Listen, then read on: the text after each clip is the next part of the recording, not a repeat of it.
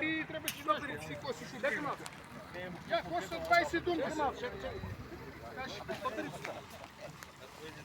Држи на това.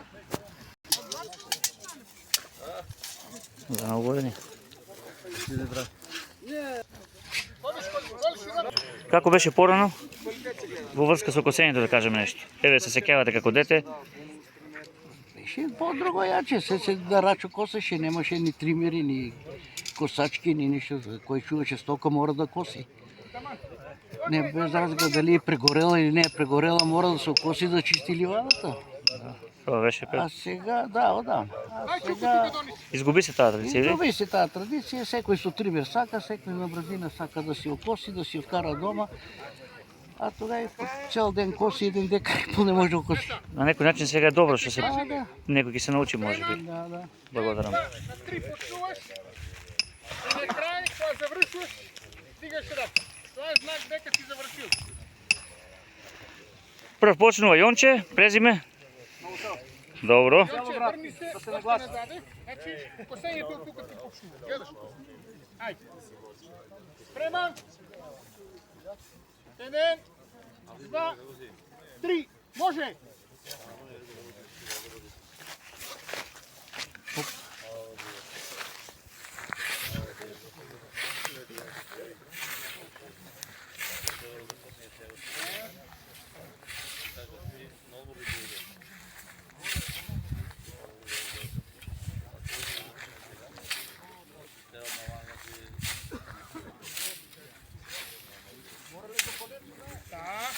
Треба да надмине конецо. Малко по-нагоре от конецо. Така.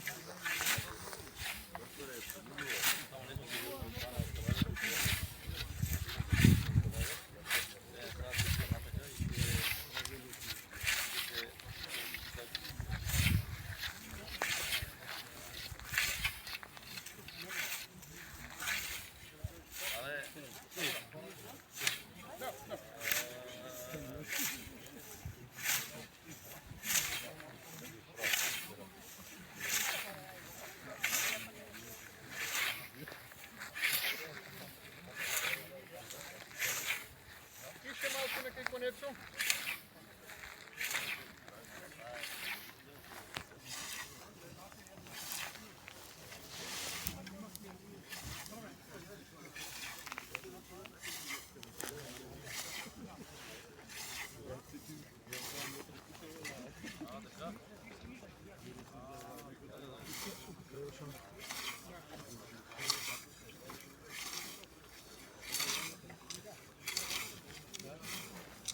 Што не вида. Колку души има? Ја? 20, околу 20 имаш пријавено, има 6 дојдеа.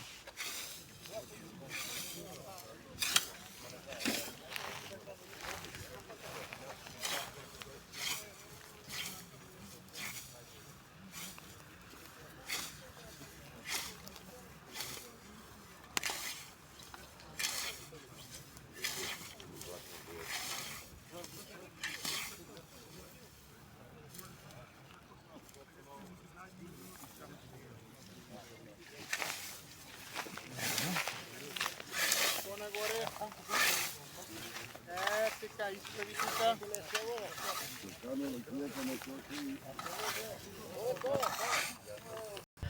Во тек на преварот во косење сува трева, нешто што потекна како иницијатива од градоначалникот на општина Делчево, колку луѓе има пријавено и нешто за овој настан кој прв пат се одржува еден вид светско правенство во косење.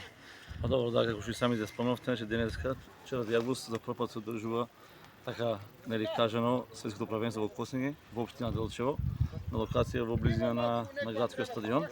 Значи има пријавено повеќе од 20 учесници. Значи сега во моментот се првата шесторка така наречено, кои што покажуваат вештини и брзина и умешност во рачното косење на трева. По моја иницијатива, по претходно видено нешто во Швајцарија, кај нашиот суграѓанин господин Маријан Маđовски, се одлучивме сега во скоп на Делчевско културно лето да направиме еден таков настан кој што јас искрено се надевам и верувам дека ќе биде и традиција во Делчево.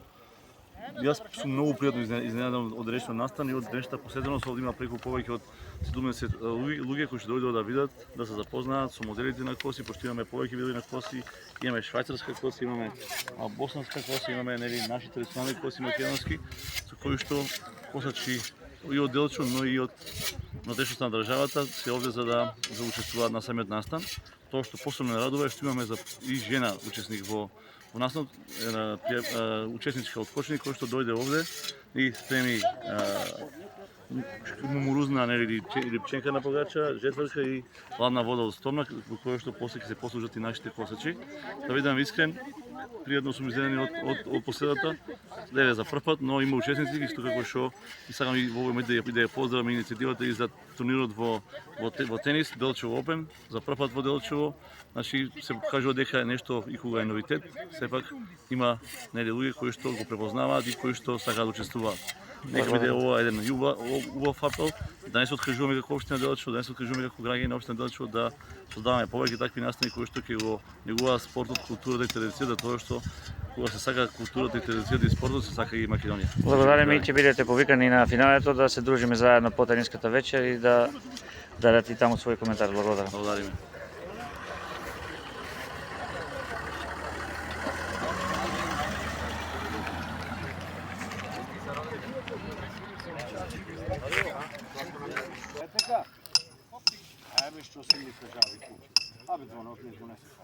Еве, вие сте, како што кажа градоначалникот, единствената жена на овој надпревар. Донесовте и нешто што на времето домаќинките го подготвувале за време на жетва. Било неминутно на трапезата, така да кажеме, на самата ливада. Еве, кажете нешто за ова ваша желба да учествувате. Да се представите право. Најпрво, јас сум Плашка Стојкова, доаѓам од село Теранци, Кочанско. Како деца пораснавме во земјоделска околина, малку планинска, меѓутоа повеќе нивите беа со засадени со жито, со вителина, со сите тие ред работи. И како деца, така одеме да се учиме да косиме. Кога беа старите на косење, тоа останало, не случајно ќе кажем за денешната машка народна носија, останало косењето како машка работа. Иако јас не се слагам у тоа денеска, дека косењето е техника, не е сила. Нема машка и женска работа, има само лесна и тешка. Така што, кога беа татко ми, чичо ми на косење, јас бев водарче. А кога беа помладите, браќата, братчевите, бев аргатче. Они ми дозволува, и секој да има коса станеме. Беше интересно, детелијаната се коса, ќе се стане у 3-4 вајда. И после се одеше на работа. Додека е ладно, додека е росна детелината, се коса, интересно беше. Така со таа, заранети со таа традиција, останаме сега кога слушнав од некна дека се организира еден таков надпревар, сакав да бидам дел од него, иако не сум тука да победам. Има и Отидовка и моите дома у куќата кај татко ми, ама косата беше многу веќе оштетена. Ние ако косеме, меѓутоа таа коса веќе е оштетена, не се клепа, не се... И косата ми е дадена од чичко Ѓоре Величков од Облешево. Поздрав Ѓоре. така само што ќе прашав, подпишена е, има символика на самата рачка. Денес сум во чест на нашите, кога ќе се каже Кочани, не потсеќа на една, така да речеме, трагедија. Не загинаа моите, загинаа нашите деца, ни загина иднината.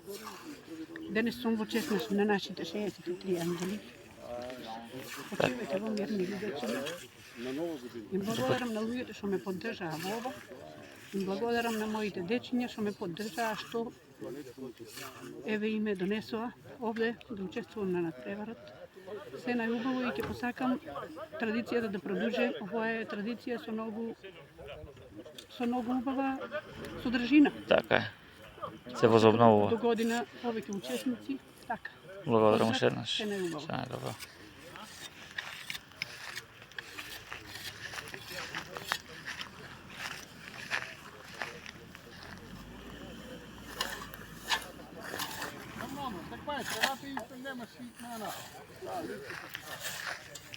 Sad treba da naregaš kosata.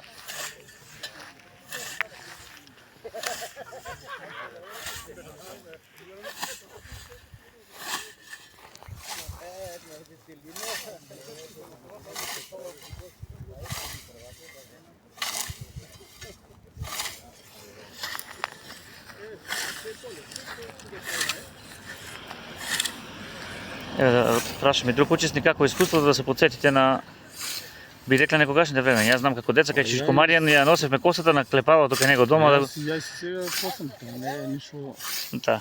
ново. Така е добро. Еве, но за некој што не коси одамна, ова е начин да се посетат. Инаку разговараме со Јонче од град. Традицијата Добро да се возобнови. мора да се обнови. Мислам и да продолжи работата, секако се уште некој што рековте.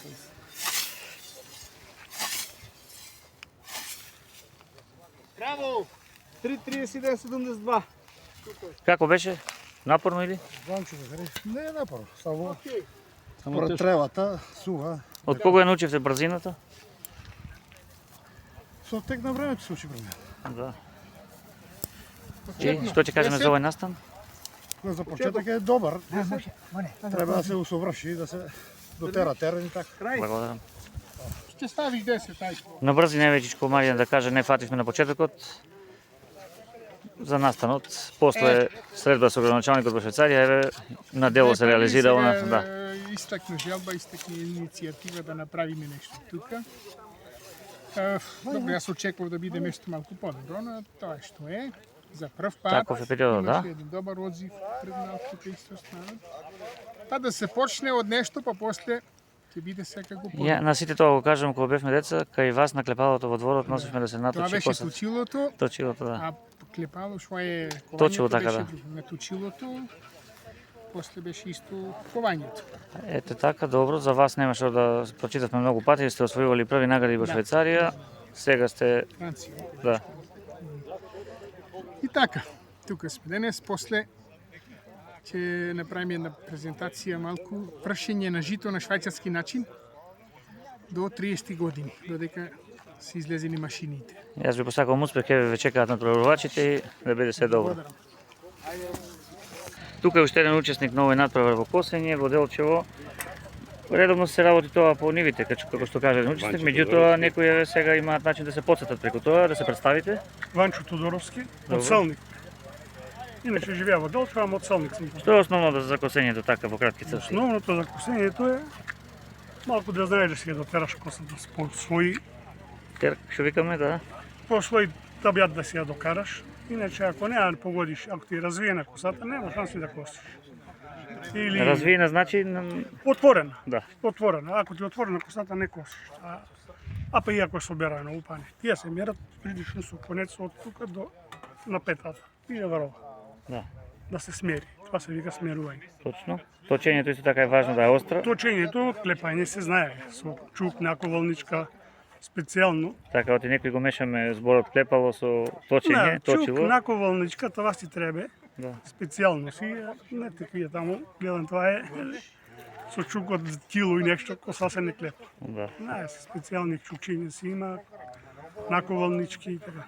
Супер, за овој настан само што ќе кажеме за крај? Нема што да кажеш, сега ќе видиме кој што ќе Е направи. најумешен, да, благодарам. Да.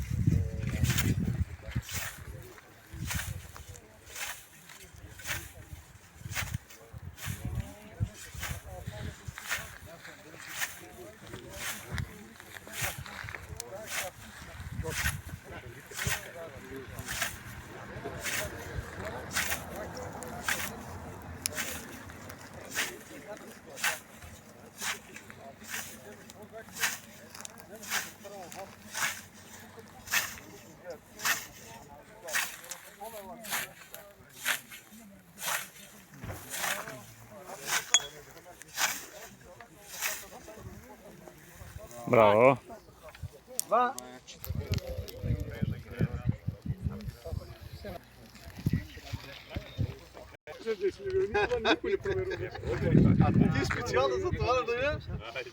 Кратко нещо и за вас да кажем како учесник, име и презиме ваше. Коларчи Благоевич од село град, Нещо за косењето за колку години сте?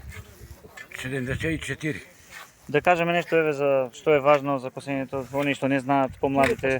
За косењето коса од 13 години. Караше аме тутун да работа, не ми се работеше, јас одиш деда ми на косење. Деда ми косеше нон стоп и јас него.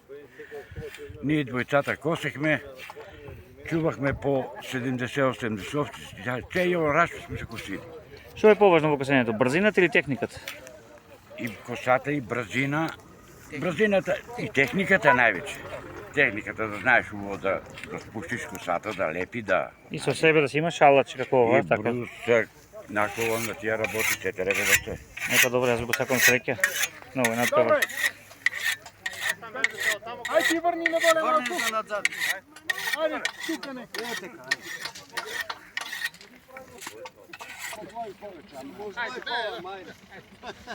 Ајде, судија, заповедај. Ало, спреман? 1, 2, 3, може! Коли сламки Благојчо?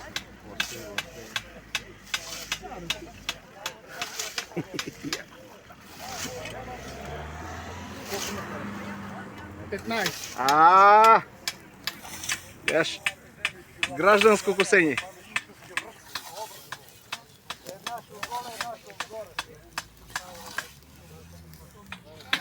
Маријанчо,